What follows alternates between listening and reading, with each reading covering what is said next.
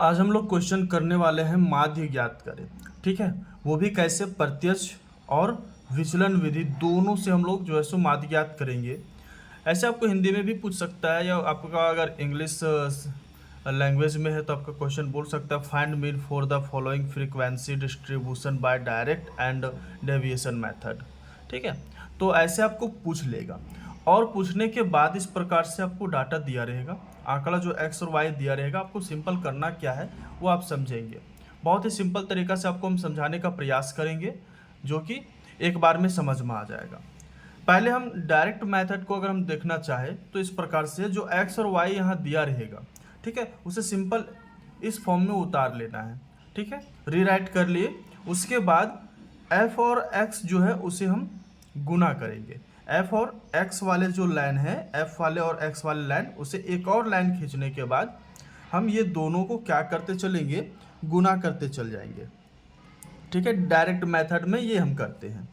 उसके बाद ये जो एफ यानी फ्रीक्वेंसी वाली जो लाइन है, उसको जब हम पूरे संख्या को ऐड करेंगे, जोड़ेंगे, तो वो हमारा एन कहलाएगा।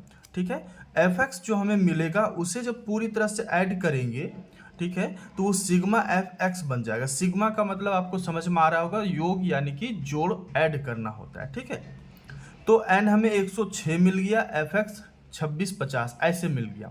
फॉर्मूला क्या होता है, मीन का। हमें मीन निकालना है, तो मीन का फॉर्मूला जो होता है, मीन को डिनोट करते हैं एक्स बार से। ठीक है, तो x bar is equal to sigma f x by n is equal to, ये हमारा फॉर्मूला हो गया, is equal to sigma f x क्या है, तो 2650 और एन क्या है 106। ठीक है, जब इसे हम डिवाइड करेंगे तो मिलेगा 25, जो हमारा मीन कहलाएगा यानी माध्य कहलाएगा। ये हमारा डायरेक्ट मेथड से हो गया। अब डेविएशन मेथड से अगर हम देखना चाहें तो सिंपल हम इसे इस प्रकार से कर सकते हैं। कोई ज़्यादा इसमें आपको भारी नहीं है या टफ नहीं है।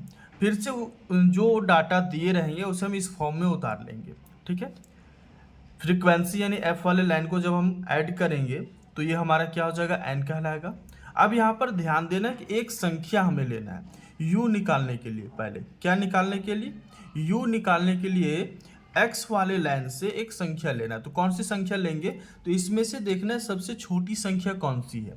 सबसे छोटी संख्या जो रहेगा वो हमारा जो है सो a कहलाएगा। ठीक है, take a is equal to 19, यानी कि हम 19 को क्या मान लिए हैं, a मान लिए हैं। ठीक है, तो u निकालने का फॉर्मूला क्या होता है, x माइनस ए। x माइनस ए का मतलब हो गया x वाले लाइन को a से माइनस करते जाना। x वाले लाइन में जितनी संख्याएं दी हुई रहेंगे उसे a से माइनस करते जाएंगे। ठीक है, आपको समझ में आ गया, a किसे मानते, सबसे छोटी संख्या को हमें a मानना है, तभी हम एक दूसरे से माइनस कर पाएंगे।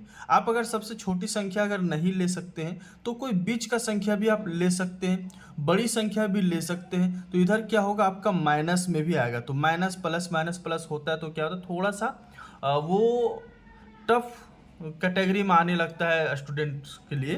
तो इसलिए हम क्या किए, छोटी संख्या माने तो बहुत ही आसानी से हम निकाल सकते हैं यू निकालने का। आप बता दिए एक्स माइनस ए हो गया, छोटा संख्या ए मान लिए हैं, यह एक टेक है। ए हम ले लिए 19 को, तो 19 में यानी x पहला 19 है और a हम 19 ही मान चुके, तो माइनस करेंगे 0 मिलेगा।